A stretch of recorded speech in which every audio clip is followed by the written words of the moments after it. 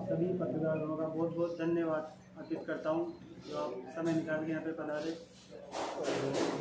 मैं दीपेश सोनी, ब्लॉक अध्यक्ष, आम आदमी पार्टी विधानसभा क्षेत्र और खानपुर बगानी विधानसभा प्रत्याशी हूँ। कुछ दिन पूर्व मुझे राजनीतिक षड्यंत्र के तहत फंसाने की एवं मेरी बढ़ती हुई लोकप्रियता को देखते हुए बदनाम करने की नीयत से फंसाने की कोशिश की गई थी। मैं सोने चांदी का कई वर्षों से पनवाड़ में व्यापार कर रहा हूँ। इस वजह से मेरी पहचान फेसबुक के द्वारा दिल्ली निवासी राहुल से 6 माह पहले हुई थी। मैं उसके साथ व्यापार कर रहा था। कई बार हम दोनों के बीच में सोने चांदी के आभूषणों की लेन देन हुई। पिछले 6 महीने से 4-5 बार हमने हैदराबाद के व्यापार को आभूषण दिए और इस बार 27 तारीख को मैं और राहुल हैदराबाद आए तो राहुल होटल में रुक गया और मेरे को आभूषण देकर भेज दिया। दुकानदार को जब मैंने आभूषण दिखाया तो दुकानदार ने बोला कि आभूषण की क्वालिटी सही नहीं है। तो मैंने राहुल को फ़ोन करके बताया कि सारी बात बताई कि भाई दुकानदार ऐसा बोल रहा है। तो राहुल ने मेरे से बोला कि आप आभूषण वहीं छोड़ के दुकान के बाहर आ जाओ, दुकान के बाहर आ जाओ। इस उपरांत दुकानदार ने मेरे को वहाँ पे बिठा लिया। उसके बाद पुलिस को सूचना देकर मेरे को थाने में बिठा दिया गया।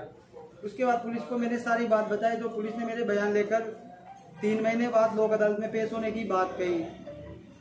मैंने किसी के साथ कोई धोखाधड़ी नहीं की है। मुझे विपक्ष के राजनीतिक षड्यंत्र के तहत फंसाया गया है। मैं निर्दोष हूँ। मैं आम आदमी पार्टी का प्रत्याशी कानपुर बकानी विधानसभा से दिनांक 4 तारीख को अपना नामांकन दाखिल करूँगा।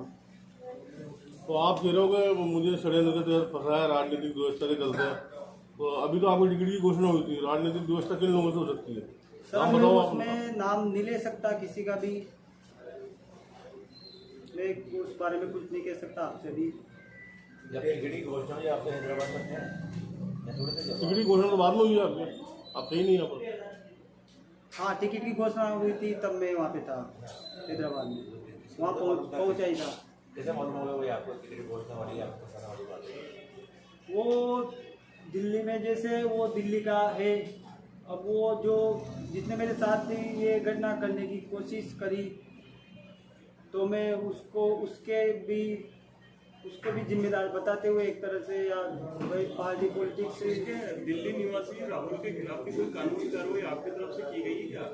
जैसे आप बता रहे हैं कि आभूषण उसने आपको दिए थे दुकान पर ले जाने, आपकी तरफ से कोई कार्रवाई की गई? मैंने उस दिन वहाँ पे जो थाना अधिकारी से बोला था, मैंने कहा जो मेरे साथ आया है आप उसको भी बुलाओ या उसको भी लाने के यहाँ पे। तो उन्होंने मेरी कोई बात सुनी नहीं, वहाँ पे ध्यान नहीं दिया मेरी बात। भाई वो जानकारी में आया कि 2 मुकदमे दर्ज थे वहाँ पर बशीराबाद थाने में, हैदराबाद के 2 मुकदमे दर्ज थे अलग अलग, 9 तारीख में और 15 तारीख में, ये 27 तारीख में।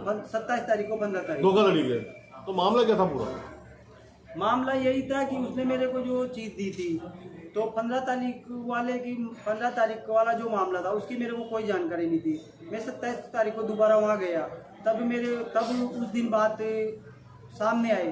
तो 15 तारीख वाले मामले के उन्होंने बाद में उसके बारे में जो मेरे को बताया गया उसके बारे में तो उसी दिन पता चला मेरे को। नहीं तो मामला था क्या, किस चीज़ का फ्रॉड था वो गोल्ड बैंगल्स का लेन देन का, उसका नकली ज्वेलरी देने का था? नहीं, वो मैं उसमें नकली ज्वेलरी की भी नहीं कह सकता हूँ, क्योंकि मैंने पुलिस वालों से बोला भाई आप एक बार ज्वेलरी को चेक करवाओ, तो उन्होंने उस बात पे मेरे पे ध्यान नहीं दिया। तो आप तो आर्टिफिशियल ज्वेलरी का काम करते हो ना? आर्टिफिशियल ज्वेलरी का काम मैं पहले करता था, अभी नहीं करते। अभी मैं शॉप पे बैठता हूँ दुकान पे। हैदराबाद में दुकान हुई है? हैदराबाद में उसके साथ काम करता था ना सर, उसके साथ जाता था।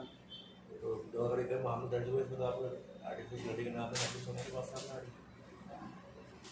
तो वो आर्टिफिशियल उन्होंने मेरा काम पूछा तो मैंने बताया, तो उन्होंने वो लिखा उसमें आर्टिफिशियल ज्वेलरी का काम मेरे से पूछा गया। आपके घर वालों को ये पता था चोरी का मामला हुआ है, तो आपके घर वालों को पता ही था हैदराबाद में? नहीं पता था ना उनको। मेरा मोबाइल पुलिस वालों ने रख लिया था 3 दिन से, मेरे को किसी का कांटेक्ट नहीं हो रहा था, तो इसलिए गुमशुदगी की रिपोर्ट दर्ज कराई घर वालों ने। अच्छा, वो जो आपका साथी था उसका क्या हुआ? वो पता नहीं, मेरे पास मेरी उससे कोई बात नहीं हुई। उसके बाद उसने गांव में फ़ोन भी किए, मेरे पास ऐसी सूचना आई, तो वो भी फिर मेरे पास ना तो भी फ़ोन आया ना मैं भी उससे बात करने की कोशिश नहीं की अभी तक। तो वहाँ से